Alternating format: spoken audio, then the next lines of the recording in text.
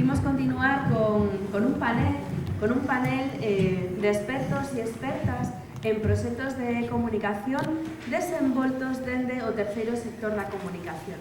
Levamos pois toda a xornada falando de radio, vimos a experiencia de Radio Libremente, que é un proxecto de educación social do terceiro sector da sociedade, promovido por unha ONG en colaboración coa Universidade da Coruña, pero a través da radio. Pero tamén queríamos traer a este congreso experiencias de comunicación en outros formatos que non son a radio. Ou polo menos algúns dos exemplos de outros formatos que non son a radio, que son as redes sociais, que é internet, etcétera, etcétera. E tamén queríamos amosarvos tamén proxectos desenvolvidos polas propias ONDGs e asociacións sen ánimo de lucro ou algúns dos proxectos que hai no eido da comunicación. Para elo propusemos este panel e ademais convidamos a unha persoa da casa pero que traballa en Accem, que é Josi Atillo para Quack FM, pero Josi Ledesma para o terceiro sector social, para que facilite este panel tan absolutamente completo, onde ademais hai xunto con ela outra persoa que non pertence ao terceiro sector da Coruña, pero ten unha experiencia inmensa en o emprego do documental radiofónico e outras técnicas para o empoderamento das comunidades, neste caso de Chile, que é o caso de Raúl. Así que, Josi, deixoche a toda esta xauría de persoas expertas para que as moderes e logo a ver se temos tempo para un pequeno coloquio. Buenas tardes. Bueno, gracias por la invitación a los compañeros de COAT. Ya me dijeron que triunfé ayer en el documental. Bueno, para mí de verdad que es un placer acompañar en este panel a caras conocidas, muy amigas, y proyectos que he seguido desde la distancia, como en el caso del proyecto que nos va a comentar Raúl. Les voy a contar un poco, vamos a hablar de la dinámica de la mesa. En este momento nos está acompañando por aquí Clara Vega, de la institución Padres Rubinos, con el proyecto Radioactiva, Emma Velo, de la ONG Ecos do Sur, y el proyecto Sirve Respect. Ariana, ¿la F qué es? De Fernández. Ah, vale. Ariana Fernández Palomo, de la Asociación La Ciencia es Femenino, y Raúl Rodríguez Ortiz, de la Facultad de la Comunicación e Imagen de Chile. Raúl, bienvenido. Largo viaje, ¿no? No, bueno, de Madrid, pero un largo viaje desde hace 3 años ya. Bueno, la dinámica va a ser la siguiente. Cada participante del panel va a tener 10 minutos para explicarnos un poco el proyecto al que pertenece, y luego vamos a ver como un pequeño juego de silla, porque nos vamos a ir rotando para poder tener acceso a su presentación. O sea que así vamos a tener como la dinámica de la silla.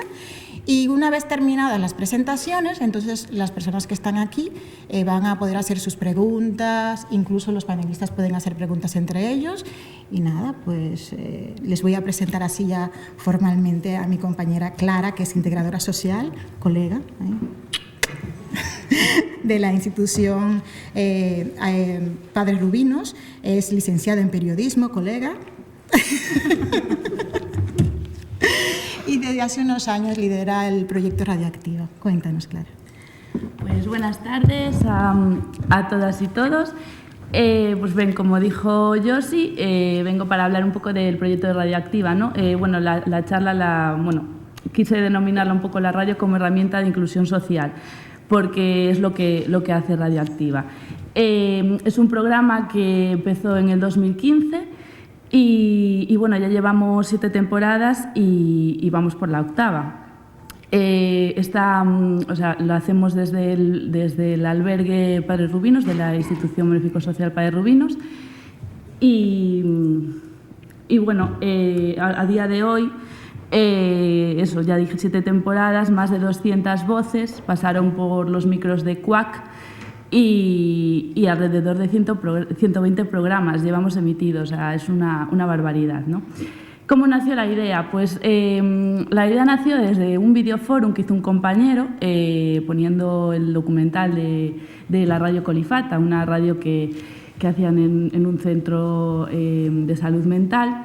Y bueno, después del visionado de ese documental, pues surgió la idea de por qué no hacemos nosotros también una radio, ¿no? Y bueno, yo cuando entré a trabajar en Padre Rubinos, en el albergue, pues había esa idea un poquito en el aire y yo dije, venga, va, pues yo recojo el guante y vamos a ello. Entonces contacté con Quack FM y bueno, pues me abrieron las puertas de su casa muy amablemente, la verdad me pusieron todas las facilidades del mundo y desde esas estamos en emisión en Quack. Los objetivos así principales, pues dar voz a las personas que habitualmente no la tienen. Bueno, pues recordaros que el albergue es para personas sin hogar. Entonces, bueno, pues personas que no tienen acceso libremente o tan habitualmente a los medios de comunicación, ¿no? Fomentar la libertad de expresión, sobre todo desestigmatizar a las personas sin hogar, ¿no? Siempre alrededor de este colectivo pues hay un estereotipo muy marcado de pues, son unos vagos, están en la calle porque quieren. Bueno, no se sabe mucho, ¿no? de este colectivo y es más lo que los medios de comunicación tiñen un poco. Y bueno, pues con este programa pues intentamos que no se... Bueno, derribar un poco esos mitos. Favorecer la autoestima de estas personas, la confianza y el compromiso. Claro, hacer un programa semana a semana, pues al final requiere un compromiso, un esfuerzo y trabajar eso con ellos, que en muchas ocasiones no tienen unas rutinas marcadas y no tienen pues eso, unos objetivos y tal, pues sí que les da pues ¿cómo decirlo? Así que les da un motivo, ¿no? Una motivación extra de decir, oye, pues la semana que viene tenemos el programa, pues vamos a ponernos y tal.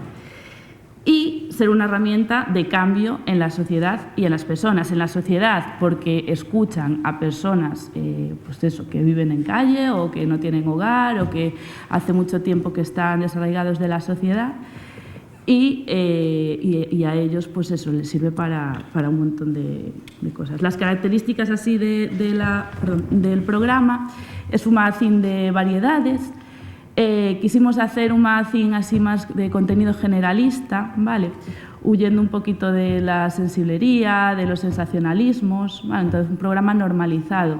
Como dije al principio, realizado íntegramente por los usuarios y usuarias del Centro Integrado de Atención Social de Padre Rubinos. Ellos hacen el texto y la música que acompaña al texto.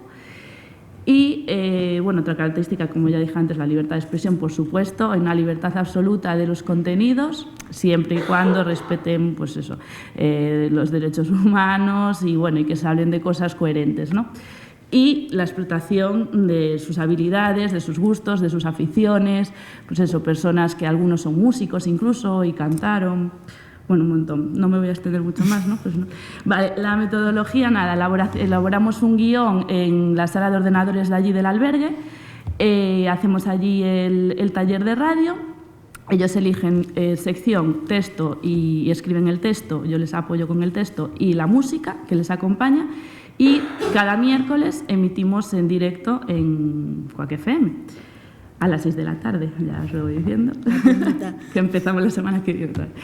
Y las secciones del programa, pues una que se llama un poco Cajón Desastre, que le llamo así, pero no tiene nombre propio, y es un poco, entran las reflexiones de diferentes temas, reseñas de obras literarias, bueno, es un poco lo que les apetece, lo ponemos ahí, opiniones, poesías.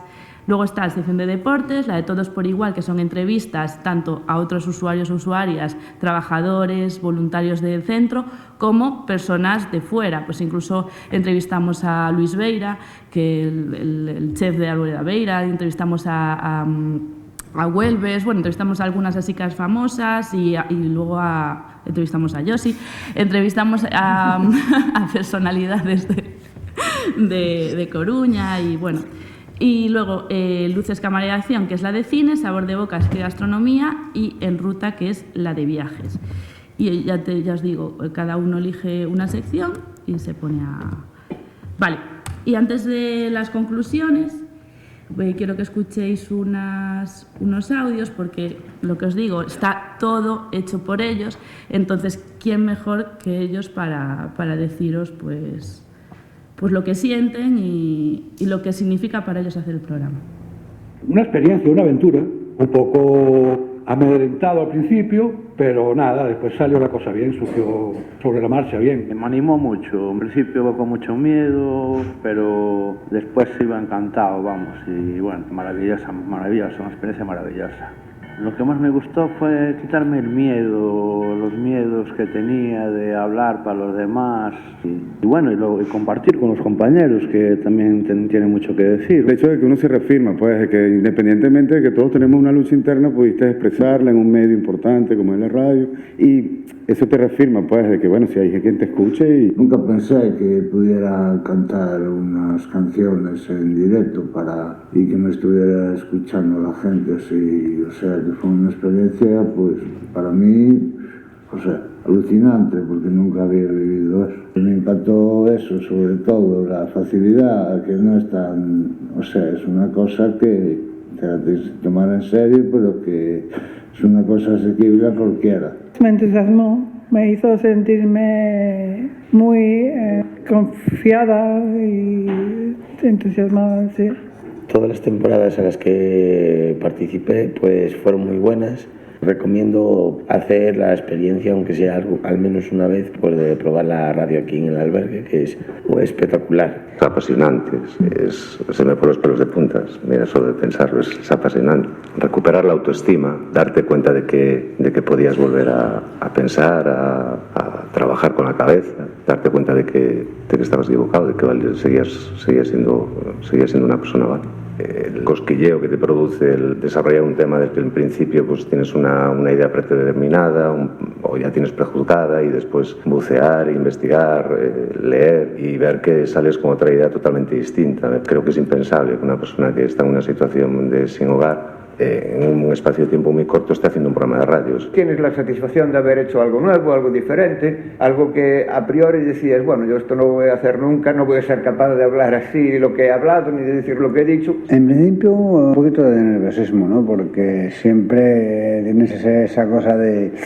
si meto la pata o si tal. Y no, que va, me sentí muy libre, muy, no sé, o sea, muy realizado. Pues fue una experiencia agradable, positiva, muy entretenido, muy ameno, muy agradable. Estaría encantado de volver a repetirlo. Una experiencia nueva, una posibilidad de comunicación importante, sentirme a gusto con el resto de la gente y de darle la importancia a la palabra que normalmente le negamos hoy en día y me la merece. Me ayudó mucho a crecer, a sacar una serie de miedos interiores para poder hablar simplemente de mí mismo. Y la exclusión social llega un momento que te llega a anular como persona.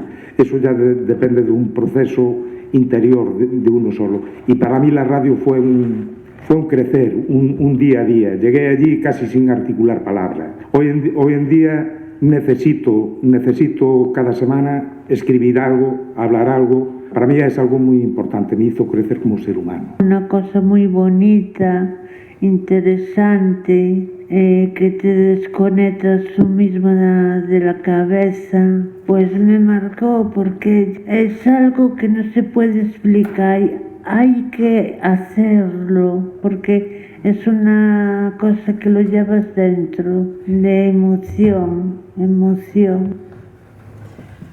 Bueno, pues ya los habéis escuchado, ellos son los... Espera un segundo, ¿cómo se va esto? Ay, que perdí la... Bueno, antes de hacer... O sea, hice antes el PowerPoint que las declaraciones, que es lo gracioso. Y las conclusiones son tal cual lo que acabáis de escuchar. Si soy capaz, que no sé cómo hacer esto. ¿Cómo se hace? ¿Aquí? Vale. Pues eso, un poco las conclusiones, ¿no?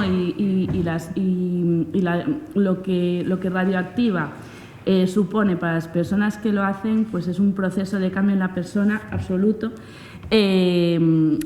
Dentro del albergue, ¿no? Hay un proceso, o sea, hay una intervención con la persona y está más que demostrado que a partir de que empiezan a venir a la radio, pues cambia un montón la implicación en su proceso, en su cambio, en sus ganas de cambiar el rumbo de su vida, ¿no? Porque al final lo que hacen es vivir una experiencia que les hace volver al mundo, volver a encontrarse con ellos mismos, con el mundo, lo que decía Edel, uno de los participantes, saber que eras útil y que habías perdido un poco la esperanza, pero pues eso, saber que sirves para algo, que alguien te está escuchando, ayuda a mejorar, por supuesto, la autoestima. Es que es muy, muy habitual que, claro, o sea, vosotros daos cuenta que no ensayamos, no hacemos un ensayo previo y cada semana hay participantes diferentes que se enfrentan por primera vez a un micro, que yo con eso siempre alucino y siempre se lo digo, es que además no falláis, que bueno, cualquiera de nosotros nos ponemos de primeras en un micro y de algo te trabas, pues ellos muy pocos son los que se traban, entonces es una admiración absoluta que tengo hacia ellos. Y claro, cuando ellos piensan que no son capaces, que se les viene muy grande, pero tú les animas y ven que tampoco es para tanto, como decía uno, ¿no? No es para tanto, pero luego la cara de satisfacción que tienen al acabar es una maravilla. O sea, es algo que, lo que decía también Eva, la última participante, es algo que no se puede escribir con palabras, o sea, solo hay que vivirlo y sentirlo con ellos y ver la ilusión que tienen cada semana en hacerlo. Y por lo que decía un poco al principio, el compromiso de tener una actividad, un proyecto, personas que están muy acostumbradas o que llevan mucho tiempo sin unas rutinas concretas y sin ninguna meta o sin un objetivo, bueno, pues que al menos semana a semana tengas que buscar información, yo qué sé, pues de Bruce Springsteen, bueno, pues es ese momento que tienes, ¿no? para centrarte en eso. Y la autonomía a la hora de elaborar un texto y, bueno, por supuesto, el medio de expresarse libremente y que es Quack FM, que al final llega a toda la ciudadanía. Y ya, no sé, nos quedamos sin tiempo.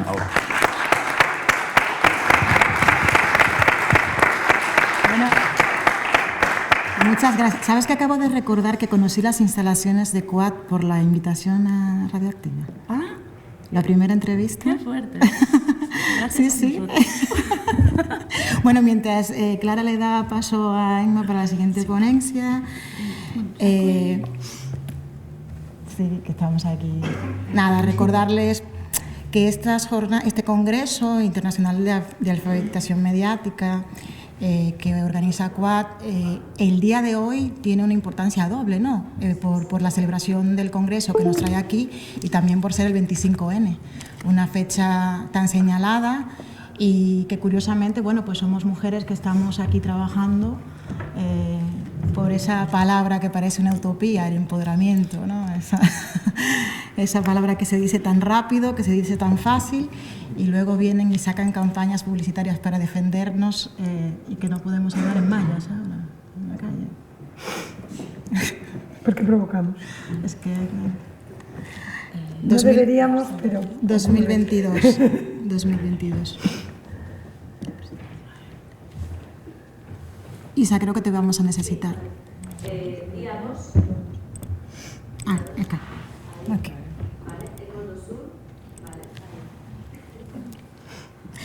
Bueno, ya hemos encontrado la presentación de Emma Velo, que es experta en comunicación de Ecos de Sur y parte del equipo de trabajo del proyecto Sirve Respect, proyecto al que le tengo especial cariño. Y además, Emma forma parte del grupo de investigación de personas ambiente de la UDC y es profesora de SESUBA. Cuéntanos cómo... En la flecha doble direccional que está ahí. Esto es interactivo. Claro. Cuéntanos sobre el proyecto, Eva, ¿cómo va? Bueno, es un proyecto Ciberrespect, se enmarca dentro de uno de los muchos proyectos que tiene Ecos do Sur. Ecos do Sur es una ONG de desarrollo que lleva desde 1991 trabajando en la ciudad de La Coruña, ahora bueno, también en Madrid, pero sobre todo trabajamos para conseguir que las migraciones fructifique en una sociedad que se sienta verdaderamente orgullosa de su diversidad. Ese es el objetivo común. Dentro del proyecto de CiberSped empezó, digamos, un poco con el tema en 2016. Nos dimos cuenta, a raíz sobre todo de escuchar muy bien a nuestros propios usuarios, de que había un problema relacionado con el odio, con la discriminación, con una aceptación real a través del discurso que se producía en los medios y en concreto también en los medios sociales, es decir, en Internet y en las redes sociales. Entonces, a partir de ese momento se gestó el proyecto y sobre todo lo que hemos intentado es actuar sobre la base de lo que nosotros denominamos la pirámide del odio. Bueno, ¿no? Podéis ver ahí un poco cómo vamos construyendo como una parte más invisible que todos tenemos interiorizada, que es esa parte que empieza con los estereotipos, ¿no? Ese chiste fácil que podemos hacer para encajar, ¿no?, una caja a la gente, que sigue con el prejuicio, que ya tiene como una mala intención, que acaba deshumanizando a las personas, que ya sigue con ese discurso, ¿no?, donde ya hay un escrito o una actuación de odio que puede acabar terminando en esa discriminación y una escalada hacia lo peor del odio en la humanidad, que sería el genocidio. Y los bulos y la desinformación, pensando en estas actuaciones de medialitas, es decir, o de alfabetización mediática, irían un poquito en esa línea entre lo invisible y lo visible, ¿no? Un poco esa forma de actuar sobre esas informaciones falsas o sobre esa forma de intentar manipular esos discursos precisamente para que la gente se vuelque en los estereotipos y en el prejuicio. Entonces, en este sentido, actúa CiberSped. Trabajamos de varias maneras, tenemos como varias vías de trabajo. Por un lado está la parte de investigación, realizamos encuestas en cada una de las actuaciones y de los proyectos que se han ido renovando desde 2016.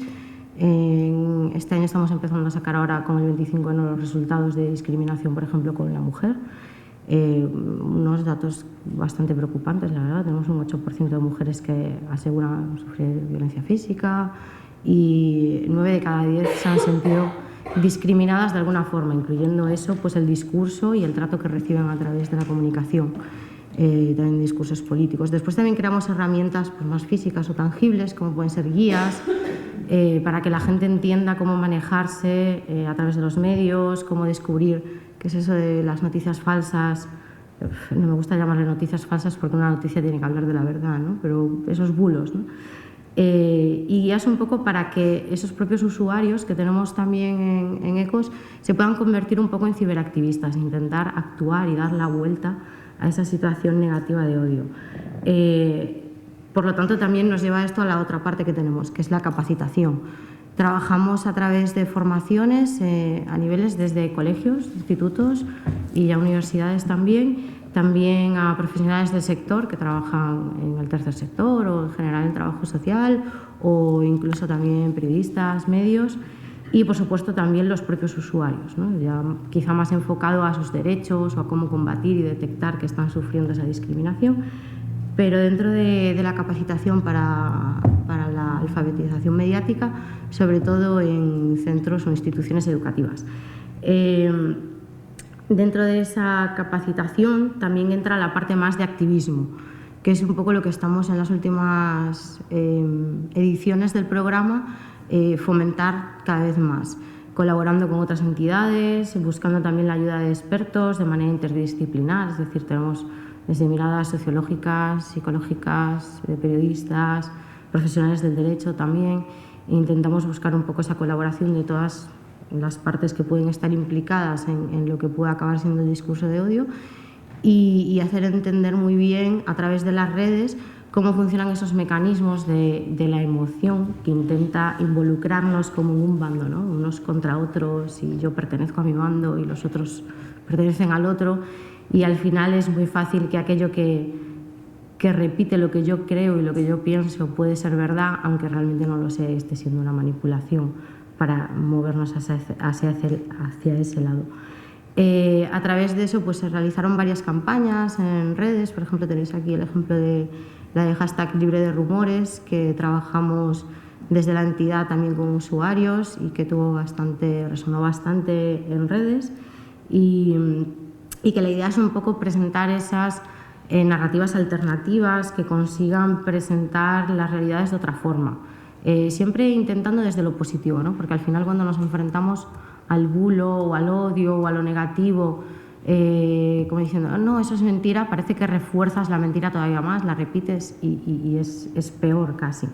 Entonces siempre buscamos la parte positiva de intentar combatirlo desde enseñar aquellas realidades que no se ven tanto, precisamente para que tengan presencia en medios. Al final, en total, con todas estas actuaciones ya más enfocadas de media literacy, alfabetización mediática, me voy en inglés, llevamos 17 proyectos en total, más de 15.000 personas implicadas de manera directa, países europeos, la vocación es internacional, de Latinoamérica, todas esas personas expertas de las que hablaba antes. Hemos realizado cursos online también a través de redes sociales como WhatsApp y Telegram, porque nos permite ampliar mucho más, ¿no? Llegar a esos otros lugares donde no es tan fácil presencialmente. También hemos hecho proyectos de aprendizaje y servicios, sobre todo enfocados a la universidad, ¿no? Más a los estudiantes universitarios. Y en general el espíritu que tenemos con este proyecto siempre es de innovación, es decir, colaboración con otras entidades, con los propios usuarios y con esos expertos, compartir ese conocimiento que hemos ido adquiriendo a base del desarrollo del proyecto y ensayo y error a través de las distintas modalidades que probamos. Por ejemplo, el tema de WhatsApp y Telegram funcionó muy bien y en esta última edición lo hemos ampliado y seguimos ahí. Y bueno, en el caso de aprendizaje y servicio también nos está funcionando bastante bien y vamos a renovar, por ejemplo, el proyecto que hemos hecho con la Universidad de Vigo y tenemos, bueno, en este lado tenéis una imagen, por ejemplo, de una cosa muy interesante que salió en el proyecto con UNIR, que un grupo presentó un trabajo para hacer alfabetización mediática con preescolar y en este caso era un juego de mesa simple que se llamaba La ciudad del rumor y era una forma como de explicarles a los niños más pequeños qué es un rumor, ¿no? Como un inicio de esa forma de entender lo que después van a ser los bulos y la manipulación mediática y ese fue un proyecto muy interesante. Y en esta edición ya estamos explorando más la parte de integrar todo esto en el activismo de los propios usuarios, incluso el uso de, venimos ahora mismo, justo estamos haciendo un taller de realidad virtual para utilizar la realidad virtual a través de una inmersión también sensorial, es decir, que a través de la realidad virtual y lo sensorial la gente se ponga en la piel del otro y pueda entender muy bien lo que son las narrativas y las experiencias de personas que son pues muy distintas a nosotros y que no podemos conocer su historia. A veces la vemos en la pantalla, ¿no? Como en tercera persona estamos tan acostumbrados a cualquier historia que nos cuenten en ese cuadrado, que parece da igual lo que nos enseñen, pero con esas gafas la inmersión cambia la historia y empieza la empatía a modo cognitivo y después también emocional y funciona muy bien. Y a ver qué tal el proyecto. Y la idea es empezarlo en esta edición y que siga a poder ser. Y bueno, en general, pues muchos retos de futuro. Nos preocupa sobre todo esa parte de la internacional del odio, ¿no? Con extremas derechas muy potentes funcionando en grupo a nivel europeo, intentando polarizar y como dominar esa esfera pública de los medios sociales. Entonces casi tendríamos que hacer como esa otra internacional de la narrativa positiva y alternativa. También nos preocupa esa otra idea de usar la nostalgia como para que cualquier tiempo pasado fue mejor y que sea mucho más fácil dirigir emocionalmente a las personas a través de las mentiras. Pero bueno, nos consuelan también noticias como esta reciente que hubo del primer juicio de condena, precisamente una noticia que involucra pues, a algunos de nuestros usuarios, como pueden ser los menores no acompañados, que nos parece un precedente muy bueno, ¿no? De tener en cuenta, que hayan condenado a alguien por mentir descaradamente e intentar manipular generando odio. Y la idea es seguir investigando, seguir educando, sensibilizando y luchando porque el periodismo sea siempre de calidad, que esté dando voz a los sin voz, como siempre lo he sentido así, y ayudar desde el activismo ciudadano y desde la base, y ahí estará Ecos do Sur y cualquiera que se quiera sumar a nuestros talleres. Y me he quedado ya sin tiempo. Perdón. Lo quito. Te damos un minuto más, no te preocupes. No, pero vamos, ya he acabado. Somos muy generosos. he intentado ser todo lo puntual posible. Y nada, en general, muchas gracias por invitarnos a compartir este proyecto, que yo creo que es muy bonito y ojalá dure muchos años más. Tenéis ahí nuestras redes, nuestro correo, nuestro teléfono y cualquiera que se quiera involucrar. Bienvenido, bienvenida. Encantados.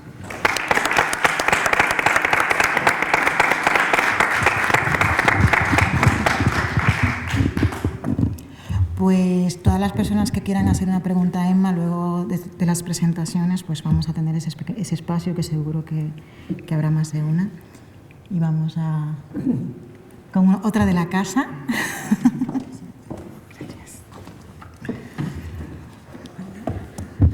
Bueno, Ariana Fernández Palomo nos acompaña esta tarde, es farmacéutica, periodista especializada en información y divulgación de información sanitaria, es divulgadora científica desde la perspectiva de género.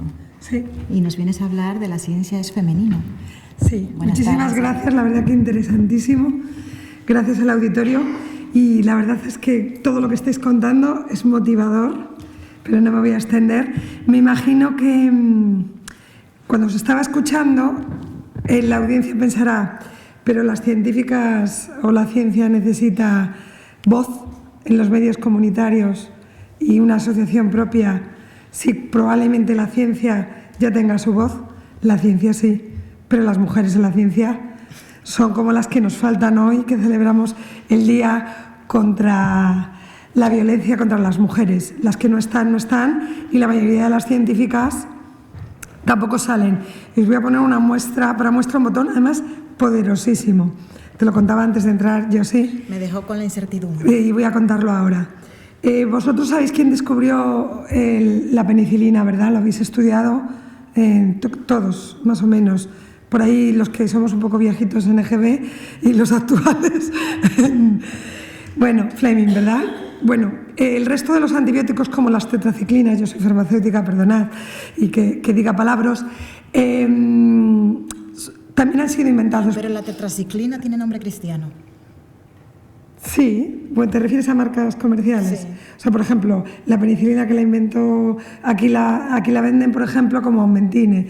La tetraciclina, pues aquí a lo mejor, pues fíjate tú, es que hace tanto tiempo que vendo genéricos que ya no me acuerdo de una marca de tetraciclinas porque eran cogenéricos. Bueno, pero voy a contaros un ejemplo de algo que va a demostrar que era muy necesario una asociación con esta perspectiva. En España solo se ha inventado un antibiótico, solo. Y curiosamente lo ha inventado una mujer. ¿Alguien sabe el nombre de esa mujer? Yo tampoco lo sabía.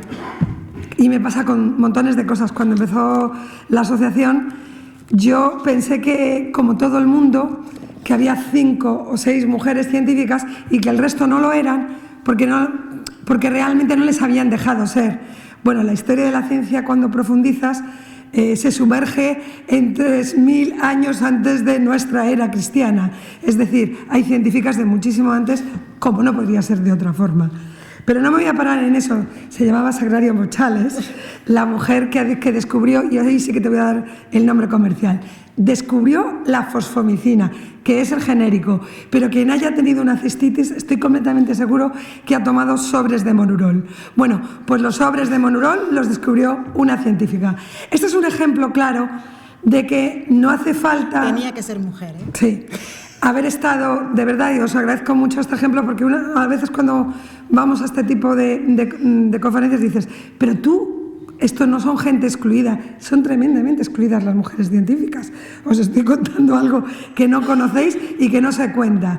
Por supuesto, en el mundo de la educación veréis que se siguen estudiando 8 filósofos, como si no hubiera filósofas, y por supuesto no se estudia para nada a las científicas. Casi ha tenido que venir algún cineasta a contarnos la historia de Hipatia de Alejandría y alguna película que ha habido de las únicas 2 científicas que puede nombrar cualquiera de este auditorio, que sería Marie Curie. El caso es que ahora os voy a sorprender.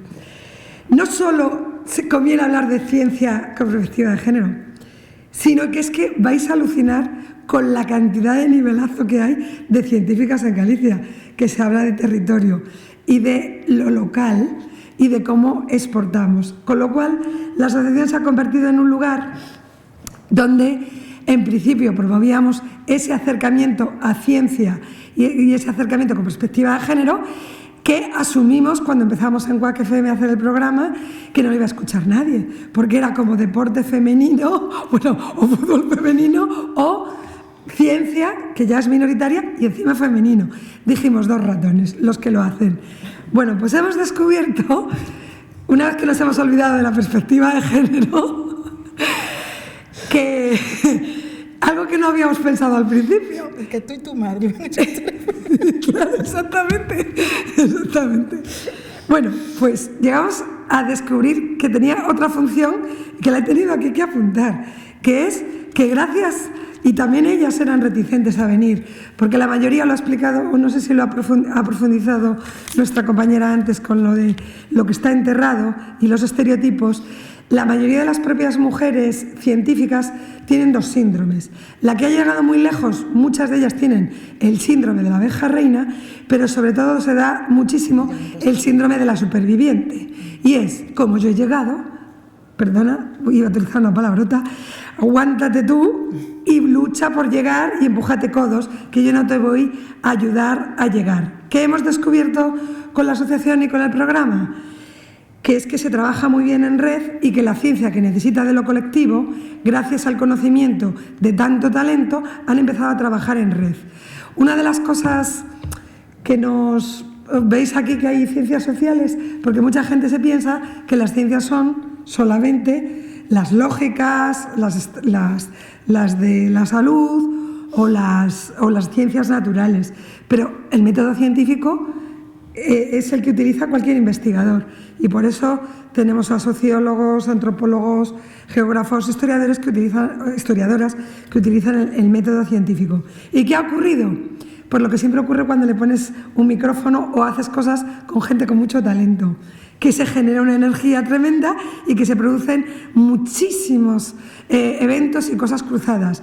Y podemos decir que, por ejemplo, como hito, el 28 de mayo del presente, la Ciencias Femenina organizó el primer congreso que se organizó en la MUNCIR de salud con perspectiva de género, con 100 primeras espadas desde la cardiología, la psiquiatría, la sociología, la ginecología, la nutrición, etcétera, etcétera, para hablar. Y otro tema curioso, prácticamente desde hace 5 años, hasta hace 5 años, no se obligaba a hacer investigación, por ejemplo, sanitaria, en animales femeninos, es decir, ratonas, etcétera, etcétera, con lo cual casi todos los resultados de antes del 2010 son extrapolaciones simplemente por peso, como si las hormonas no tuvieran nada que ver en cómo se procesa el tema en los distintos cuerpos.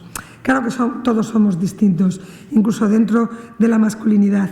Yo no me voy a entretener más, pero ¿os acordáis cuando os dije habrá 2 o 3? No damos hecho, como se dice aquí en Galicia. Y os voy a decir una cosa con respecto al último programa. Recuerdo que era la matemática que dirige el Centro de Estadística de Galicia, que ha unido la red de las 3 universidades, y una arquitecta que trabaja precisamente con lo que se llaman las viviendas efímeras en los campos de refugiados, que es Patricia Muñiz. Y en los 2 casos yo decía, a lo mejor va a ser inteligible. Es que nuestras científicas no solo son cañeras y casi, por ejemplo, la presidenta de la inteligencia artificial, que está peleando porque venga aquí la oficina de inteligencia artificial, es gallega, o sea que hay muchísimo nivel. Es que además explica muy bien.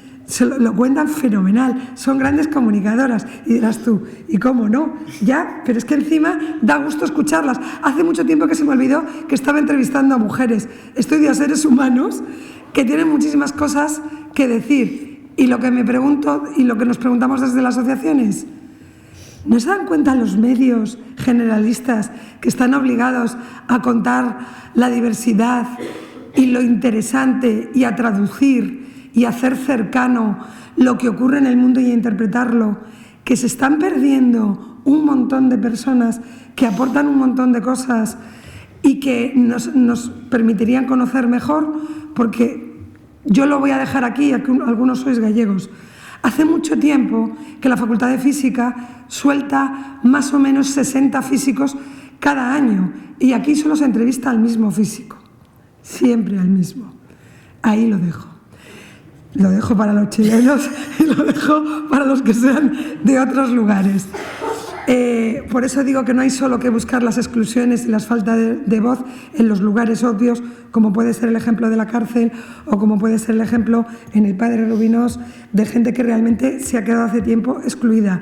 Es que hasta a las mujeres al principio les llama la atención que las llames, porque tienen síndrome de la impostora.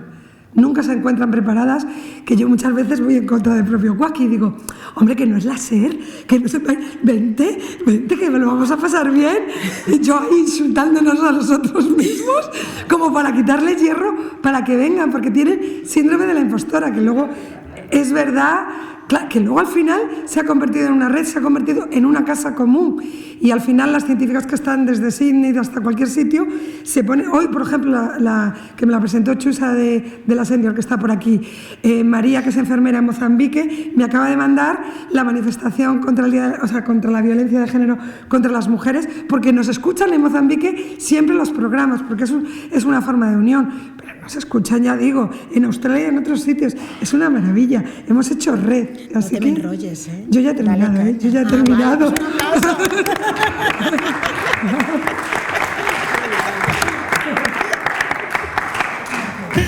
Bueno, es increíble cómo le brillan los ojos a estas mujeres hablando de sus hijos. ¿Y cómo se habla mal de los hijos? ¿Cómo se habla feo de los hijos? No se puede, es que es muy difícil. Bueno, y tenemos desde Madrid, no sé si vino en avión o vino en Renfe, pero llegó. Espero que le hayan brindado el pulpo a la gallega. Si no, pídelo mañana la comida. Que dicen que por la noche no sienta muy bien. Bueno, tenemos aquí la presencia de una persona que tenía que ser así, tenía que ser aquí, tenía que ser en Coruña, tenía que ser por Cuart, al que conocía de oídas por su trabajo con la comunidad afrodescendiente de Chile. De verdad que me emociona mucho poder presentarlo. Raúl Rodríguez Ortiz es periodista, profesor de la Facultad de Comunicación e Imagen de la Universidad de Chile, es doctorado de la Universidad Complutense de Madrid, miembro de la Red de Investigación en Comunicación Comunitaria, Alternativa y Participativa en España, RICAP, y creador de radioteatros, documentales sonoros desde hace 15 años y fundador del sitio Sonora Media. Me quedo así como... ¿Qué tal, Raúl? Bienvenido. Muy bien, muchas gracias. Qué gran presentadora, por favor. Increíble. Bueno, muchas gracias, estoy aquí. Luchando con la presentación. Sí, es que el teclado es un poquito duro, pero... No hay ninguno. Sí. Es de curro ese, así que no hay ningún problema. Voy a... Inmediatamente un segundito. ¿Ya le hicieron un pantallazo para verlo? Sí. Ahí para compartir algún material. Un segundito ahí mientras. Y acá. Perfecto. Ahora sí. Ahí por acá. Bueno, mientras Raúl pone la presentación, recordarles que hoy a las 21:00 tendremos programa de Escuela de Familias, un programa especial que tiene que ver con el 25N. No se lo pierdan, ¿vale? Bueno, muchísimas gracias por la invitación. Gracias, Josi, por la presentación, a todo el equipo del Congreso, a la Universidad de La Coruña y a Quack FM, que hoy día la visitamos en la mañana y realmente quedé muy contento, emocionado por el gran trabajo que se está haciendo allí. Tienen un estudio maravilloso, así que la gente que no ha hecho radio en Quack FM que vaya, porque yo tengo ganas de hacerlo. Y bueno, contarle un poquitillo qué es lo que hablaremos durante esta jornada. Hablaremos de dos cosas. Es un curro grande que me pidió Isa, digamos, porque son dos cosas distintas. Vamos a hablar de cómo la ficción y la no ficción sonora pueden ser herramientas de transformación social a través del sonido y de la radio. Claro, uno antiguamente, sobre todo en nuestra memoria de las generaciones más pasadas, Uno sabe de que cuando hablábamos del radioteatro era muy importante en nuestras distintas culturas a través de la radio. O sea, nos entreteníamos a través del radioteatro. Fue muy fuerte en toda Iberoamérica entre la década del 40 y el 70, en algunas partes hasta el año 80. Después murió un buen rato el radioteatro. Las grandes corporaciones o grandes conglomerados de radiodifusión no apostaban por el radioteatro porque hacer radioteatro es muy caro. O sea, incluso también tiene que ver un poco con las rutinas profesionales, tiene que ver también con la cultura propiamente mediática que existe, que es muy pobre. Hoy día a veces encontrar un reportaje, encontrar una crónica es algo bastante inusual. O sea, uno vive con la entrevista, el despacho o la nota informativa o el informe y sería. Entonces imagínense, si menos encontramos, digamos reportaje o crónica, menos vamos a encontrar ficción. Pero bueno, después de lo que ocurrió en España, desde el gran apagón con la cadena SER a mitad de la década pasada, comenzó nuevamente el auge de la ficción. Ahora no llamado radioteatro, tampoco llamado ficción radiofónica, sino que más bien llamado hoy día ficción sonora, porque ahora la ficción no solamente la encontramos en la radio, sino que también la encontramos en el podcast. Y lo encontramos en el digital, en el sonido digital, en todas las plataformas. Y eso es interesante también porque ahí se puede dar un juego de ida y vuelta, es decir, podemos encontrar ficción sonora en el podcast y va a la radio de vuelta. Entonces, claro, a veces se emite, a veces 2 de la mañana, 1 de la mañana, pero a veces hay público cautivo que se puede agarrar de la antena y escuchar radioteatro. Y por otra parte, no ficción sonora, principalmente un género que está en auge en América Latina hace algunos años, que es el documental sonoro, ¿vale? Quizás ustedes los pueden de una u otra forma asemejar, como también algunos países del este de Europa, que le llaman reportaje sonoro, ¿ya? Claro, eso más bien se acerca en la tradición norteamericana al documental radiofónico, ¿ya? En cambio, el documental sonoro, voy a adelantar algo ahí, el documental sonoro es una mezcla entre periodismo y arte. Entonces el documental sonoro, en mi opinión, está más cerca del arte. En cambio, el documental radiofónico, el reportaje sonoro que una vez se escucha en la radio española, es más bien cercano al periodismo, ¿vale? Eso, pero es un género de realidad. Entonces, ¿qué es lo interesante? Cómo a partir de esto podemos ocupar tanto el radioteatro o la ficción, o la no ficción, en este caso el documental, como una herramienta de transformación. Y un segundo elemento que en específico vamos a ver algunos elementos teóricos muy breves, que más bien también en algunos casos son también elementos políticos interesantes o apuestas políticas por poder hacer este tipo de proyectos, y 2 experiencias prácticas. A propósito de todas las compañeras que tengo en el panel y de las experiencias que contaron, también me sumo a ello. Voy a mostrarles 2 experiencias, una desarrollada con adultas mayores, en el año 2011, fue uno de mis primeros proyectos, bueno, el primero fue el 2007, pero uno de los primeros proyectos que hice con esta mirada más bien de radioteatro social, o radioteatro comunitario, que le llamo yo, y por otra parte el último que hice, que terminó el año 2021, aplazado por la pandemia como tantos proyectos, con mujeres afrodescendientes, ¿ya? De Arica y Azapa, que eso es en el norte de Chile, límite con Perú, ¿vale? Que también era muy interesante porque ahí uno también comienza desde la ignorancia o desde la sorpresa, porque nosotros como investigadores no sabíamos que existían afrodescendientes en Chile, en el norte del país. Estamos hablando que no son afroecuatorianas, no son afrocolombianas o afrocubanas, sino que son afrochilenas. Es decir, que vienen, digamos, de descendientes de los tiempos de la conquista española, cuando la expedición de Pedro de Valdivia y otros conquistadores llevó esclavas negras o esclavos negros para poder, obviamente, armar el proceso conquistador en ese tiempo del virreinato del Perú, ¿vale? Y, por otra parte, algo también muy interesante esto, porque creo que este tipo de proyectos que se desarrollan, de una u otra forma, buscan superar una cierta lógica. Primero, la lógica asistencialista, que es como lo que yo digo, le damos el caramelo, se acaba el caramelo, ya te quedaste tranquila y se acaba y no vamos. Se va al Estado cuando te da el dinero, cumplió con la labor social de poder dar el caramelito, pero no hay continuidad, no hay un proceso... Llaman cooperación para el desarrollo. Cooperación para el desarrollo, exactamente, pero esa cooperación para el desarrollo tiene un principio y un final y no hay seguimiento, ni evaluación, ni nada, y por otra parte tampoco hay nuevos procesos que se puedan seguir, que sean sostenibles en el tiempo. Y por otra parte también, de una u otra forma yo lo denomino como también superar esta lógica funcional al modelo neoliberal. Yo estoy un poco aburrido y seguramente acá las compañeras también están muy aburridas de vamos a ayudar a las mujeres para que hagan turismo rural y vamos a ayudar y les vamos a dar dinero para que puedan hacer su emprendimiento. O sea, todo ese lenguaje, discúlpenme, que un poco asqueroso, digamos, ya tenemos que superarlo. O sea, y yo creo que desde ahí también buscan este tipo de proyectos superar esa lógica asistencialista y funcional respecto a cómo se ve a las mujeres.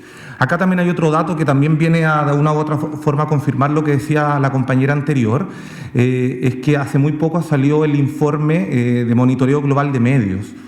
Y saben ustedes que las mujeres son protagonistas, fuentes, vistas, leídas o escuchadas solo en un 23% de las noticias a nivel global.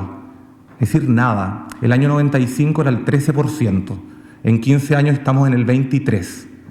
Entonces, nos falta mucho por superar, mucho por trabajar. Y esto, bueno, desde la creación radiofónica viene a contribuir en ese sentido.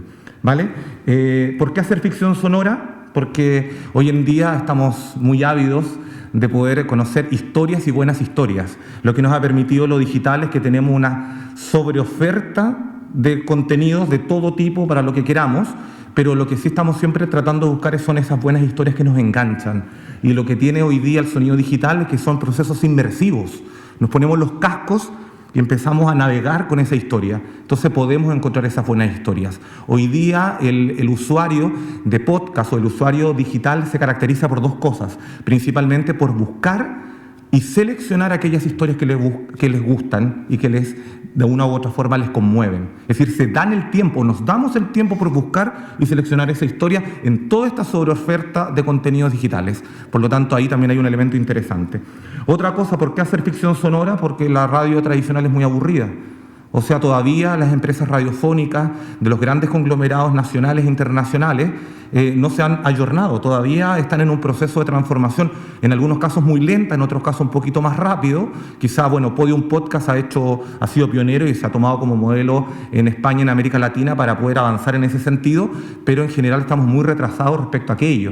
Es decir, todavía seguimos apostando por los largos programas de informativos, los matinales, son todas las franjas horarias, el matinal, después el programa de noticias, el programa de deporte, el programa de la tarde, la noticia o sea, todavía falta mucho por cambiar la estructura programática y también, obviamente, de cómo se va modernizando la industria radiofónica. ¿Por qué? Por otra parte, porque es posible hoy día hacer radioteatro, ficción, digamos, del área comunitaria, por cierto, aprovechando las nuevas tecnologías y las buenas tecnologías que están al uso que podemos darle, desde el WhatsApp, por ejemplo, hasta un software de edición de audio. Por ejemplo, si tienen en algún momento posibilidad de escuchar, hay una muy buena historia que hizo una documentalista francesa, pero que vive en Colombia hace muchos años, ganó un premio importante de salud hace algunos años, donde ella hizo un documental sonoro, en este caso no era ficción, pero era un documental que finalmente contaba la historia de una chica colombiana que se había hecho una cirugía plástica en un centro finalmente clandestino, o digamos, no digamos con todas las de la ley, y finalmente la chica murió. Entonces lo que ella hizo es reconstruir la historia gracias a los WhatsApp que ella en todo su proceso de agonía le compartió a la amiga que la había acompañado en este proceso de hacer la cirugía. O sea, podemos darle un buen uso, más allá de la vigilancia que tengamos de estas tecnologías, que vamos a hablar de ello también en el día de mañana, de poder darle un uso estratégico para este tipo de proyectos. Y porque también lo más interesante de la radio, digamos, que nos conecta nos permite imaginar, sensibilizarnos, conmovernos, emocionarnos, una serie de emociones que finalmente lo que tiene la ficción sonora, sobre todo, más que incluso que el documental, pero lo tiene, es que permite poner en juego todos los elementos de la radio. Es como si tenemos la radio, acá la ficción está arriba, es decir, es un producto cultural de alto valor, porque efectivamente pone en valor estos 4 elementos más importantes de la radio: el sonido, el efecto, la música, la voz, etc. Radioteatro, ahí, perfecto. Y ahí, entonces, bueno, ahí tenemos a las mujeres. El proyecto se llamaba Cuéntame Abuela, que también fue un proceso negociado con ellas también, porque en el fondo es como cuando nosotros hablamos del edadismo, también es como decirle, oye, bueno, hola abuelita linda, te quiero mucho, pero bueno, sí, pero ellas también querían decirse abuelas, entonces le dijimos, bueno, Cuéntame Abuela se llama el proyecto. Entonces, aspectos teóricos importantes, muy breves, que como les decía también en algunos casos son aspectos políticos. La importancia del renacimiento del género desde la mitad de la década pasada, aproximadamente entre el 2014-2015, comienza un renacimiento del género. En el caso de Chile también comienza ese proceso aproximadamente. Me siento muy contento de ser protagonista también de ese renacimiento del radioteatro en América Latina y en el caso de Chile, todo a través de fondos concursables del Estado, que eso también es un tema aparte, digamos, porque a veces nos daban, para que se hagan una idea, no sé, un proyecto es carísimo, son 10.000 euros, 11.000 euros, 12.000 euros, 13.000 euros aproximadamente un proyecto de radioteatro. Por eso cuesta caro hacer ficción. Y claro, de esos 10.000 euros uno tenía que pagarle al menos 5 o 6.000 euros a la radio para transmitirlo. Imagínense, uno le paga a la radio, es decir, a través del Estado le pagamos a la radio para que la radio ponga ficción en sus parrillas programáticas. Una locura. Pero bueno, por otra parte, dos cosas muy lindas, que lo que permite, en términos, el radioteatro permite dos cosas importantes. El desarrollo de la radio creativa, que es un concepto hermoso que se usa mucho en España, no en América Latina, de la radio creativa, y por otra parte, de la radio con fines sociales, o ficción o radioteatro con fines sociales. Y un tercer elemento que tiene que ver con que es una herramienta para las comunidades, para los grupos invisibilizados, vulnerables, para aquellos que no tienen la palabra, como son las mujeres, por ejemplo, a propósito de lo que decíamos, o las niñas, niños y adolescentes que no tienen la palabra en los medios de comunicación, por ejemplo. Y sobre todo también a partir de dos herramientas que son, creo que importantes, que tiene que ver con el rescate del patrimonio cultural inmaterial, que tiene que ver con todas las manifestaciones, costumbres, tradiciones, y sobre todo a partir de la herramienta de la memoria oral. Y a partir de ello contarles de esta experiencia práctica que les decía, radioteatro con adultas mayores. Son 4 micro radioteatros de aproximadamente 8 o 10 minutos. ¿Cómo lo hicimos en términos metodológicos? Eso es lo interesante para aquellas personas que están aquí, que se sientan interesadas por hacer este tipo de proyectos con un fin social, que rescatamos la memoria oral de estas adultas mayores. Ellas, claro, llegaron a la radio comunitaria. Yo en ese tiempo era director de una radio comunitaria, también muy parecido al caso de Quack FM, una radio dentro de la Universidad de Chile. Y en ese año, claro, me contactan por email, me contactó la coordinadora de un taller de cuentacuentos de una corporación cultural de un municipio, del barrio alto, digamos, un barrio pijo, digámoslo así, de la capital de Santiago, pero que también tenía una parte muy vulnerable dentro del territorio.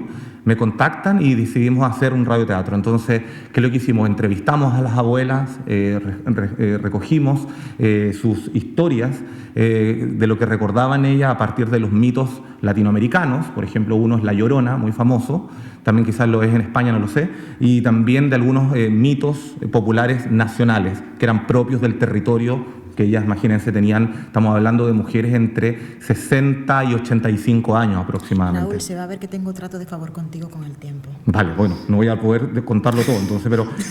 y bueno, lo más interesante de todo esto es que ellas no son solamente fuente de información, que eso es súper importante, sino que ellas también son protagonistas de la experiencia radiofónica. Ellas fueron las actrices de los radioteatros. Es decir, ellas me contaron las historias y a la vez las actuaron luego de que yo guionicé ese proyecto. Y fue algo muy hermoso porque la metodología primero estaba basada en la confianza, es decir, que yo creía en ellas, en cada una de ellas, y ellas creían en mí.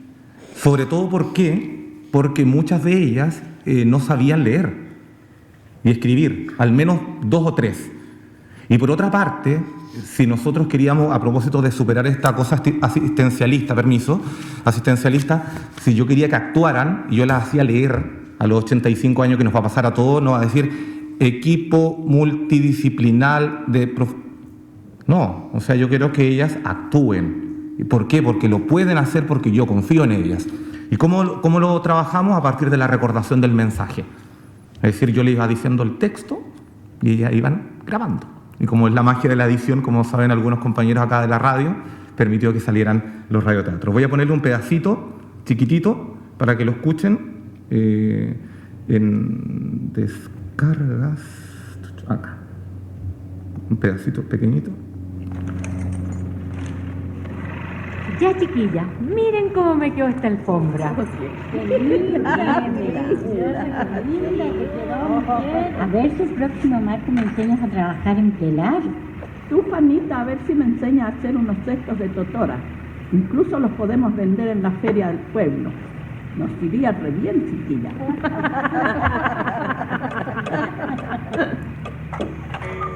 Oh, miren cómo se nos pasó la hora. Ya se oscureció, mujer. Me tengo que ir volando, porque mañana temprano llegan los de la mina. Y también llega mi Juaco. Nos revolucionan la casa estos hombres cuando llegan de la disputada. Y luego vuelven a irse y nosotras seguimos aquí, como siempre, cuidando a nuestros hijos. Así es nomás, pues, Mirta. Somos el sostén de la casa y de la olla. Ya, chiquillas, me voy. Elvira, ¿vas conmigo? Sí, pues, mujer. Nos vamos bien rapidito y cruzamos el puente más rápido aún. No sean tan miedosas, mujeres. Una cuando anda con Dios, nada le puede pasar. Bueno, hay un pedacito para que lo puedan escuchar de la Llorona, ¿vale? Y después, bueno, a ver, no se me perdió la presentación donde estaba acá.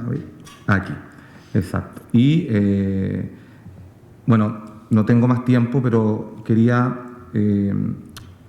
contarles, no sé si tengo 5 minutos más o no, ¿no? ¿O sí? ¿Sí o no? ¿No? No, ya, bueno, entonces no tengo más.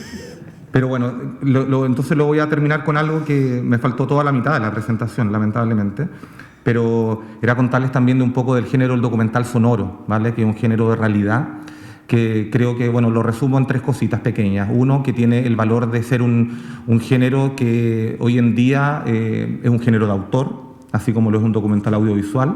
Segundo, que tiene un fuerte compromiso social con las comunidades, que creo que eso lo hace muy interesante, y sobre todo también lo que yo lo veo como que más cercano también el caso como a una creación artística radiofónica, es que permite también incomodar las escuchas. O sea, cuando yo hago documental sonoro es como también quiero que el auditor se conmueva, o sea, que lo saquemos de las zonas de confort, tanto de lo que está acostumbrado a escuchar y de cómo escucha aquello que siempre nos pone la radio. Y creo que eso lo hace muy interesante para poder desarrollar este tipo de proyectos. Y el último proyecto que hice fue el de proyecto con mujeres afrodescendientes del norte de Chile, y los voy a dejar con eso cierro. Voy a mostrarles que es el tráiler del documental que se estrenó en el norte, digamos, y luego se estrenó por otras radios, con el compromiso de las mujeres y la participación de las mujeres afrodescendientes. También con el mismo ejercicio que hice con las abuelas, digamos, de que las mujeres eran fuente de información, pero también pudimos co-crear con ellas. Entonces yo también las llevé al estudio de la radio, por ejemplo, para poder rescatar en sus voces oficios de las mujeres afrodescendientes de los tiempos inmemoriales de sus ancestras y ancestros, y por otra parte también de los palabras o lenguaje afro que está en su cultura y que quizás muchas personas no conocen. Y bueno, cierro entonces con este tráiler para que lo podamos 12 ver. millones de africanos fueron trasplantados. Fueron raptados. Explotados. Olvidados. Sí, se puede escuchar. Arica Yazapa. Mujeres afrodescendientes. No sé, mi uniforme era blanquito entero. Y a mí me decían mosca en leche. Y viene un cabo y me dice, las negras caminan por el frente. Me gritan negra. Y yo miro y un niño por la ventana me escupe la cara. Un negro durmiendo y aparecía un chileno con un cuchillo en la ventana mirándolo. Yo no me quería relacionar con A ver si podemos comenzar de nuevo, es cortito, pero... 12 millones de africanos fueron trasplantados. Fueron raptados. Explotados. Olvidados. Arica Yazapa. Mujeres afrodescendientes. Y el uniforme era blanquito entero. Y a mí me decían mosca en leche. Y viene un cabo y me dice, las negras caminan por el frente.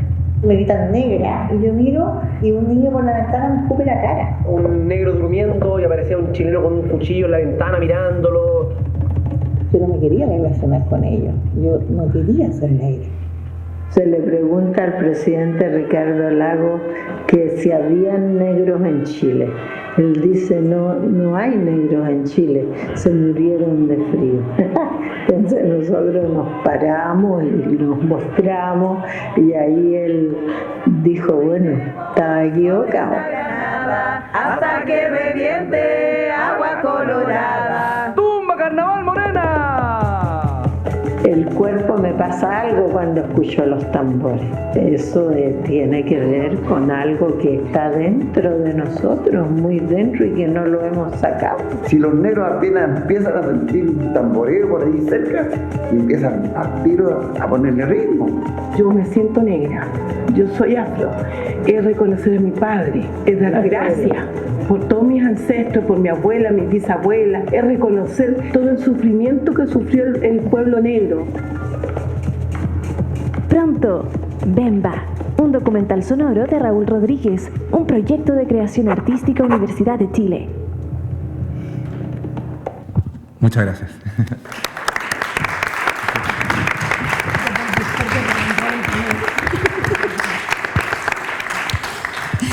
Bueno, agradecemos la presentación de Raúl.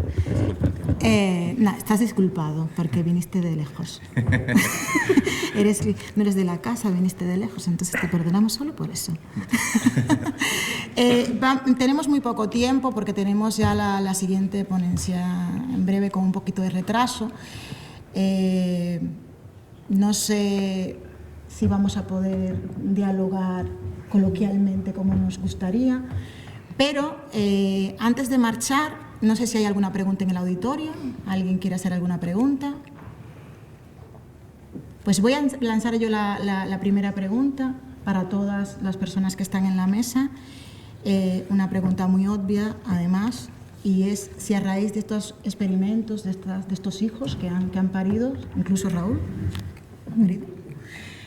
¿usted cree que esa palabra que comentaba al principio, es posible empoderar a través de esos proyectos, empoderar mediáticamente a los colectivos que han trabajado o para los que ustedes han trabajado dentro de estos proyectos? ¿El que quiera?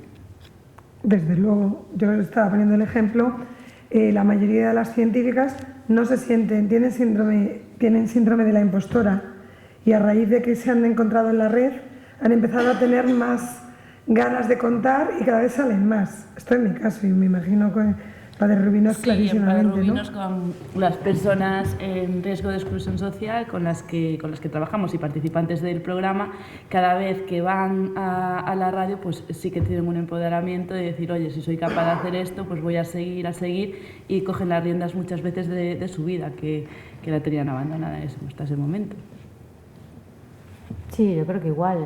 En ECOS, ahora por ejemplo en este mismo proyecto que estamos haciendo de realidad virtual, tenemos gente además de todas las edades, de un montón de países, y una usuaria hasta nos decía, es que he soñado con las ideas que tengo, con las historias que quiero contar, con lo que quiero que vea la gente, que se pongan en mi piel, me parece fascinante. Este uso de la tecnología, ¿quién me iba a decir a mí, que tengo ya 64 años, que estaría un día acá en España usando realidad virtual, ¿no?, para contar mi historia?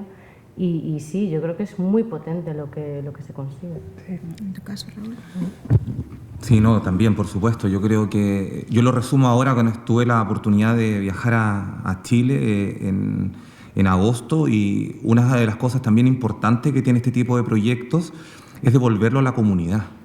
O sea, yo viajé a Chile y tuve que después de eso viajar al norte, que bueno, Chile es muy largo, entonces para que se hagan una idea, de Santiago a Arica, que es el límite con Perú, son 28 horas en bus. Entonces estamos hablando de 2.800 kilómetros, entonces bueno, me fui en avión 3 horas y fui a cerrar el proyecto con ellas, que era lo más importante para nosotros. O sea, hicimos entrega de unos discos, digamos, nosotros decíamos es un objeto de arte, ya nadie tiene CD, digamos, pero bueno, es un material hermoso, con sus historias.